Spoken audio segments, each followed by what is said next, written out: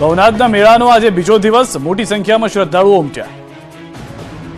જીવને શિવ સાથે મેળવવાનો અવસર એટલે ભવનાથનો મેળો. જૂનાગઢ ભવનાથના મેળાનો આજે બીજો દિવસ છે. પ્રથમ દિવસની શરૂઆતથી જ મોટી સંખ્યામાં શ્રદ્ધાળુઓ ઘોડાપુર ઉમટ્યું. બીજા દિવસે શ્રદ્ધાળુઓ તેમના પરિવાર સાથે મેળાનો આનંદ માણવા આવી રહ્યા છે, તો બીજી તરફ નાગા સાધુઓ પણ ધૂણી ધકાવીને બેઠા છે. પ્રથમ દિવસની મોડી રાત સુધી ભાવિક ભક્તોની અવરજવરથી માર્ગ ધમધમતો રહ્યો.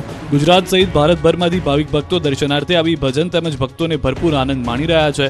સાથે જ હજુ 3 દિવસ ચાલનારા મેળામાં લાખો શ્રદ્ધાળુઓ મહાદેવના દર્શને આવશે તેવું માનવામાં આવી રહ્યું છે. શિવરાત્રીની રાત્રે નાગા સાધુઓની રવાડીના દર્શન કરી ભક્તોએ અન્યતા અનુભવી હતી.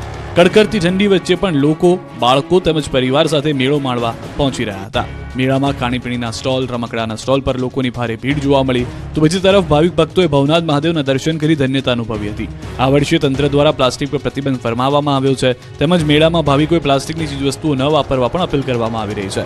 મહત્વનું છે કે મહાવદ નોમના દિવસથી શરૂ થતા આ મેળામાં સૌપ્રથમ ભવનાથ મંદિર ઉપર ધર્મ અને સંસ્કૃતિની ધજા ચડાવવામાં આવે છે. આ સમયે મોટી સંખ્યામાં નગરજનો, સંતો, મહંતો આ કાર્યક્રમમાં જોડાય છે.